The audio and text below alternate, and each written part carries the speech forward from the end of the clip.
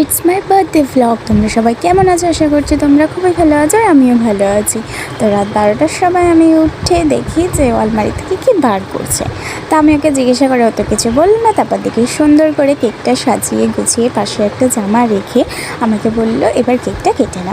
তো আমিও কেকটা কাটতে শুরু করে দিলাম, আর মোমবাতি না থাকায় লাইটারের মধ্যে আমাকে ফু দিতে হচ্ছে। সে যাই হোক, বাট খুব সুন্দর করে সাজিয়ে গুছিয়ে আমাকে দিয়েছিল।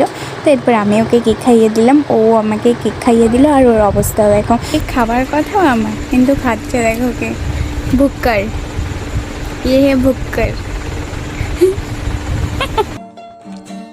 আর গাইস, রাত্রেবেলা আমি গিফটটা পেয়ে পুরোপুরি সারপ্রাইজ হয়ে গেছে। আমি কী বলবো, আমি নিজেই জানি না। এই গিফটের আনবক্সিং ভিডিও খুব তাড়াতাড়ি আসছে। তো এরপর সন্ধ্যাবেলা আমরা দুজনে রেডি হয়ে চলে গেছিলাম ঠামের বাড়িতে। সারাদিন একদমই ভিডিও করার সময় পাইনি, যেহেতু রান্নাবান্নায় খুবই বিজি ছিলাম।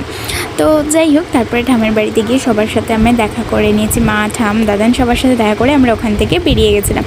আর আমরা চলে যাচ্ছিলাম আমাদের পছন্দের জায়গায়। আর ওখানে সবাই মিলে ওয়েট করছিল। আর গিয়ে দেখি এরা হাসাহাসি করছে, কেননা কেকের সামনে থেকে নামটা একটু মুছে গেছিলো বলে। কিন্তু কেকটা জাস্ট অসাধারণ ছিল, যেমন লোকটা ছিল তেমন খেতেও দারুণ ছিল, জাস্ট ওয়াও। তো তারপর এরা গল্প করছিল, আর এপাশে আমরা একটু ফটো তুলে নিচ্ছিলাম। তো ফটো তুলে নেওয়ার পর শুরু হয়ে গেল আমাদের কেক কাটিং। কেক খাইয়ে দিচ্ছিলাম।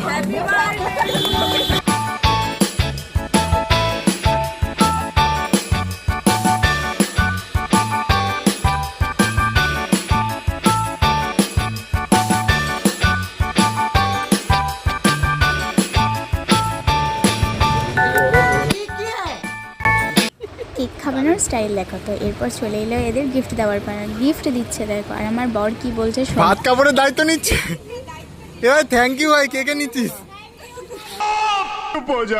এটা সবাই আমার বরের কথা শুনে হাসি আর কি করছে এবং বলছিল আমি নেবো না, ও নেবো না। কিন্তু এই একমাত্র সৌরভ দা যে এসে আমার হাতে জামাটা বার করে দিল। থ্যাংক ইউ সৌরভ দা। আর ওরা সবাই মিলে আমাকে এই গিফটগুলো দিয়েছিল। আমার ভীষণই পছন্দ হয়েছিল। আর সবার মুখের অবস্থা দেখেছো তো। আমরা ওখান থেকে সেলফি টেলফি তুলে চলে গেছিলাম খাওয়া দাওয়া করতে। তো আবার তোমাদের সাথে দেখা হচ্ছে নেক্সট ভিডিও।